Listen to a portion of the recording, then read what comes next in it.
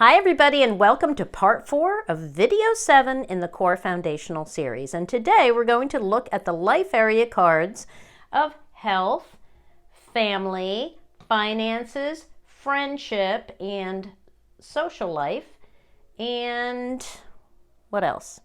Important news. Oh yeah, important news. Okay, so let's jump into this. Now, for health, you know, we read around the tree card. It's far, so we know that his well-being is not of immediate concern. So that right away tells me that he's not about to have a heart attack, because probably so many of you were seeing the tree above the heart and saying, oh my gosh, he's about to have a heart attack. And this means it's soon. And look, oh my gosh. No, okay. If that were the case, it would be closer to him. Any life area card that's far is not as critical, right, during the time period. So what we're going to do when we look at this card as the card of health, we are going to look at all the cards touching it as they relate to the topic of well-being, right? So the heart, it is directly below the tree. So the tree's roots are draining the energy out of it. But what other than a physical heart is this the card of? It's the card of emotional well-being. It's the card of love and passion and what one desires. So I could say that he's going to experience little or no satisfaction regarding his passions or desires at this time. We could also maybe see this as heartache. And you know what, since the rider's here, let's talk about the rider briefly, because the rider brings news. And when it's far, it's not directly impacting him during the time period, right? But this has another distance rule, and that is when it's far, the news is said to come from afar. Now, you can think of that as news from far away, or just news that's coming from outside of your personal world or local environment. If it were near, it would be news from his local environment, which makes it closer to home, right? And anything that's closer to home is more personal and more directly impacting you, right? So, okay, that's all I want to say about the rider at this time. Back to the tree. So I could just sum this up and say that the well-being of his emotional state is of concern, and that there's something new and growing that he doesn't know about yet. That's the child, that's the book. And that some challenging, that's the mountain, news will come to him regarding heartache. You know, the news will bring heartache. Okay? Now let's look at these cards descriptively and think about what this could mean if we look at the heart as the physical heart. Well, when I see the heart, right, like if this were close to him, say, right, especially if he were not a very fit, attractive, active, young 21-year-old. For you young girls watching, I've seen a picture of him. He is quite the hottie. Okay, anyway, but you know, even a 21-year-old can have a heart problem. So, you know, you can't totally dismiss that. But this is all far. Okay, but let's look at this as a physical heart. So what would I say if I saw this? Well, I am seeing, let me rephrase that. When I'm looking at this as the physical heart and I see the rider and the mountain above, right away I think of a blood clot in his legs. And it's something that hasn't been diagnosed yet, and it's still small. So if he had asked about his health, he specifically asked not for health information. So, but if he had, I would just suggest that. I would definitely say that. All right, let's get out of there and talk about family. The lily. Why is the lily the card of family, first of all? I mean, because so many of you are thinking, oh, it's the house. No, it's actually the lily. The lily is the traditional card of virtue and morals and family. And I can show you right from, that comes from the coffee cards. That also comes from the Zauberkarten cards. Most of you probably don't even know what the Zauberkarten cards are, but that's another deck similar to the Petit Lenormand that was named after Marie Lenormand after she died. Everybody was making money off of her right after she died. I mean, even the Vera Sibilla was named after her because she was the, what was she known as? The Sybil of the Salons, the celebrity Sybil of the Salons. Okay. Anyway, the Zauberkarten cards were also called the magical cards of Mademoiselle Lenormand. And the lily in that deck, I can show you right here. This is a cool little book by Caitlin Matthews. Okay, so it's translation by Helen Riding, because that's where Caitlin got the information for this, I guess. Okay, so right here, the lily, let me see if you can see that. The lily refers to relatives, a united family, and pure morals. Now there's another deck that still relates the lily to family and morals, and that is the Gypsy Witch deck, right? The American Gypsy Witch deck, which came after the Petit Lenormand. But here I'll show you, this is the Aurora Gypsy Witch, Lynn Boyle's Aurora deck. And you can see right here, this is the lily, happy life, if near clouds, family sorrow, above person, a virtuous life, under is immorality. So it refers to family and virtue. All right, so this is the card we read around for family. Now, when I see either the rider or the letter and cards such as the coffin and the cross, when reading around the family card, I am going to suggest that there will be a death in the family. Now, this could be someone who he was close to, who he was fond of when he was a child, someone who offered him guidance. This could be someone who had a recurring heart condition, and there's going to be something offered to him from this. Okay, now the reason I'm not saying inheritance is because the ship is the inheritance card, but the ship is in his comfort zone. So this very well could be an inheritance, because the bouquet represents an offering of the extras, pleasant extras in one's life, right? And even though that's far from him, the ship is near, right? The bouquet is touching this. So putting all that information together, I would tend to say that if he is going to get an inheritance, it would be beyond the time period of the spread, beyond 8 months. The ship is also touching the fish. Okay. Now,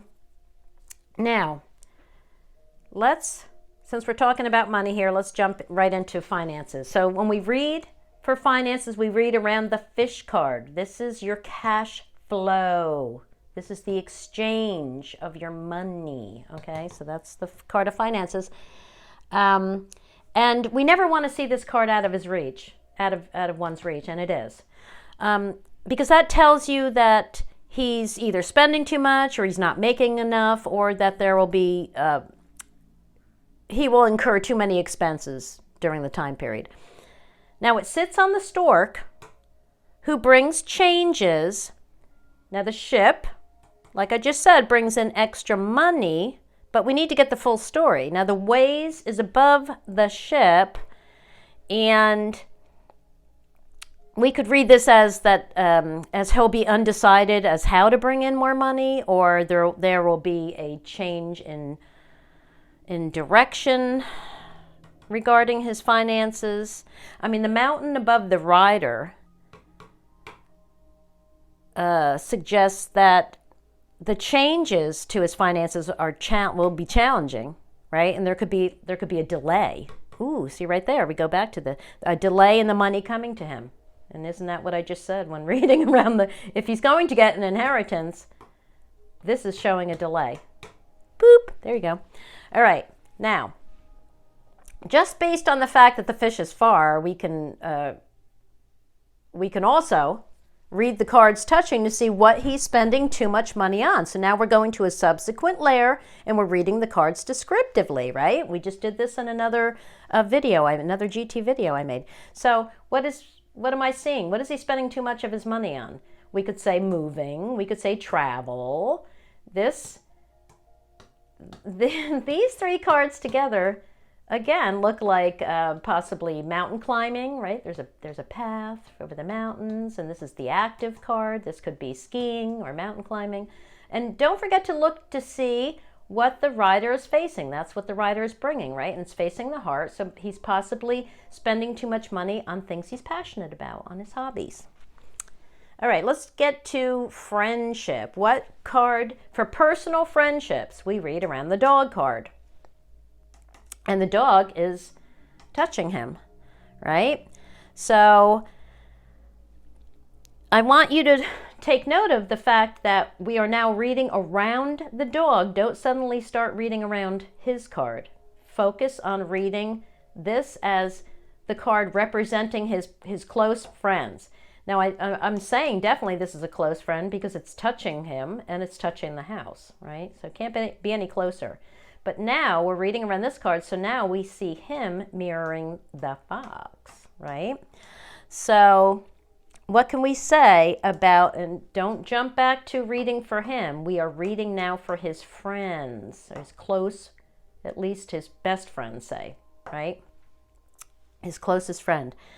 So we could say that this friend is being a little sneaky, maybe snooping around too much in his business.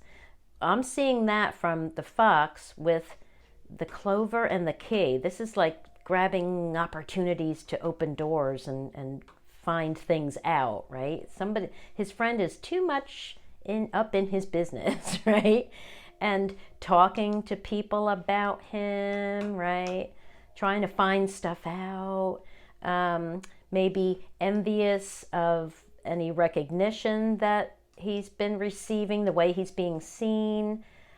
Now, don't go too far with that, because notice that all the cards around the dog are positive except for this is neutral negative and this is negative. So, but the fox always brings caution, okay? So there you go. All right.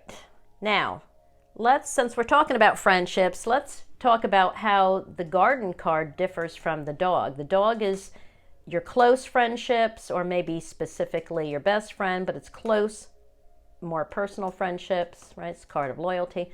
This is your environment and those in it. So these are the people in his environment. And this is also in his comfort zone, this card. So when the garden is near, it tells us that he can expect support from other people in his environment. And when we read the box around this card, we see that the mice sit directly above. That's the first thing I'm noticing. That leads me to believe there will be a reduction in his personal social group, his social circle, right? We can also see this group as something is taking away from his options to go far, move about freely within his environment, right? To drop his anchor wherever he wants, that kind of thing. Yeah.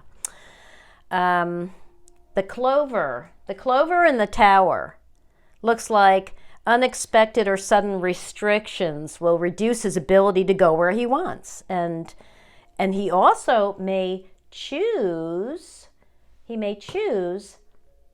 not to travel because of some restrictions to his opportunities, right? We got the snake here too, because the snake brings a detour, right? It's kind of like putting a kink in his plans. Yeah. Okay, so because we're reading the clover right now, and the house, and they both touch him, I want to point something out, and that's that both of these cards, when they're touching, very near to the seeker, right? They tell you, the house tells you that things will turn out well, and this brings good luck to the seeker, tells you that, no matter what else is going on, it won't be so bad. It's going to be temporary, right? This is the card of temporary things. But you have to remember that these cards need to be free of unfavorable cards. And here we have the snake touching the house, and we have the fox touching the clover. Now, all the other cards are pretty positive. So, again, it's that, that balancing act. No matter what problems I see in this spread, there's always, enough positive cards to balance it out and tell me that, okay, it's not going to be that bad, though, except for one. And that's the one we're going to read right now, and that is the letter. The letter is the life area card for significant messages. And it's interpreted like the rider, in that when it's near, and this is in his comfort zone, this is near to him, when it's near, it tells you that the news or messages will be will be closer to home, right? That they will come from within your close surroundings or personal environment. I think I got that out clearly, right? Now, the next thing we check when we read this as a life area card for significant messages, the first thing we check is it near him? And it is. The second thing I always check is it near the clouds? And look what's right above it. So we know this news is going to be bad news. And the dark side of the clouds is also facing toward the seeker. So we know this is going to be bad news. We also have the snake and the scythe down here, adding complications and urgency, right? So what can we say about the tower? Well, the tower makes this official news. The tower relates to someone or something who has authority over you, and it typically involves duties or actions or responsibilities, right? So this is going to be official bad news, which makes it even worse, I think. Well, Now, the snake also can be telling us that this news will involve some kind of competition to him. Remember, this is the rival card, and it's probably going to feel like a personal betrayal to him. Now, what can we say about the anchor? I mean, the anchor itself refers to stability and safety, our attempt to reach our goals, the grip we have on things, or our ability to get things done the way we want, right?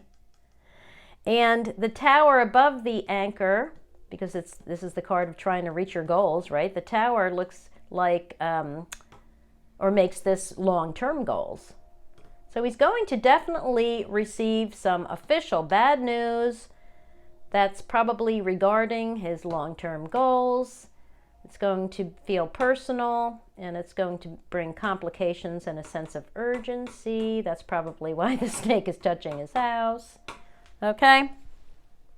So that is it for today, my friends. I have decided to add one more video to this series, and it's going to be a video that's going to summarize the theory and process of proximity reading, also known as near and far, or the method of distance. So stay tuned for that. Have a great weekend, everybody, and bye for now.